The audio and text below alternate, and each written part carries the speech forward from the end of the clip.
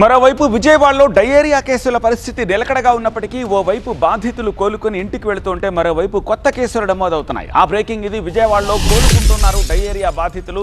New రాజరాజేశ్వరిపేటలో 141 diarrhoea కేసులు నమోదయ్యాయి. ఆసుపత్రిలో చికిత్స పొందుతున్న వారు 61 మంది. న్యూ రాజరాజేశ్వరిపేటలో కొనసాగుతున్న ఈ మెడికల్ క్యాంపులు బాధితులను పరామర్శించిన మంత్రులు సత్యకుమార్, నారాయణ, ఎంపీ కేశినేని చిన్ని భరోసా ఇస్తున్నారు. డయేరియా బాధితులకు అందుతున్న వైద్య సేవలపై ఆరా తీస్తున్నారు.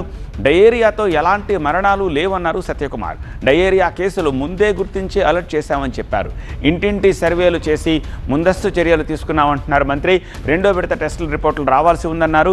బుడమేరు ప్రాంతం కావడంతో భూగర్భ జలాలు ఏవైనా కలుషితం అయ్యాయా అనే దానిపై టెస్టులు చేస్తున్నామంటున్నారు. రిపోర్టులు వచ్చాక చర్యలు తీసుకుంటామన్నారు మంత్రి Satyakumar.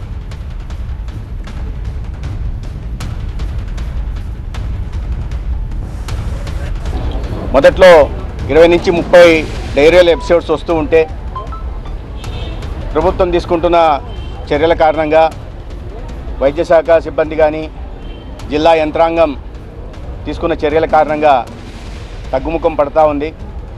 House to house surveillance చేయడం, ప్రజల్లో అవగాహన కలిగించే ప్రయత్నం చేయడం, అదేవిధంగా ప్రతి ఇంటికి కూడా డాక్సీ దగ్గర నుంచి ఓఆర్ఎస్లు ఇవ్వడం, అంటే ప్రివెంటివ్ మెజర్స్ కూడా తీసుకోవడం జరుగుతూ ఉంది.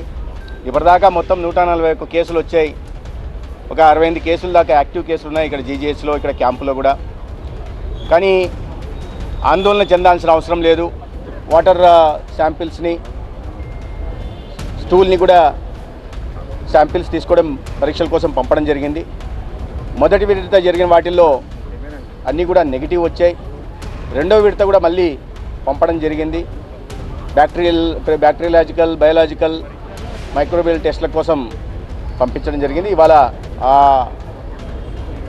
రిపోర్ట్లు కూడా రావాల్సి ఉంది. వాటి వచ్చిన తర్వాత దీన్ని మరి కాస్త కూలంకషంగా పరిశీలించి, అయితే ఇది బుడమేరు ప్రాంతం, భూగర్భ జలాలు కూడా కలుషితమైనాయా, అటువైపు నుంచి ఏదన్నా ఈ ఆర్ఓ ప్లాంట్ల నుంచి నీరు తాగడం వల్ల వస్తుందా అనే విషయాన్ని గమనిస్తూ ఉన్నాం.